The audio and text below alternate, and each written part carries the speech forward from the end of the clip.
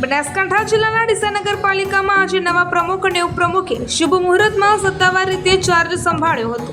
પાલિકાના સભ્યો અને આગેવાનોની હાજરીમાં પ્રમુખ તરીકે કૌશિક સાધુ તથા ઉપપ્રમુખ તરીકે પલ્લવીબેન જોશીએ કાર્યભાર ગ્રહણ કર્યો હતો।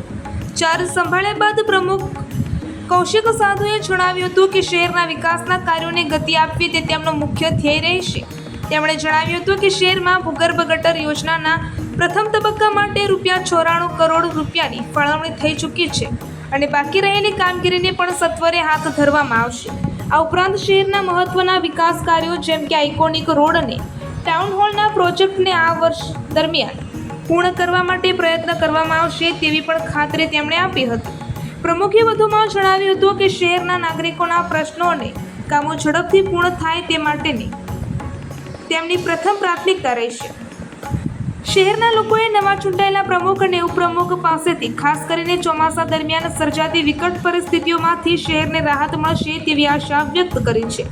અહેવાલ હરગોવન ચૌહાણ, ખબર બનાસકાંઠા ન્યૂઝ।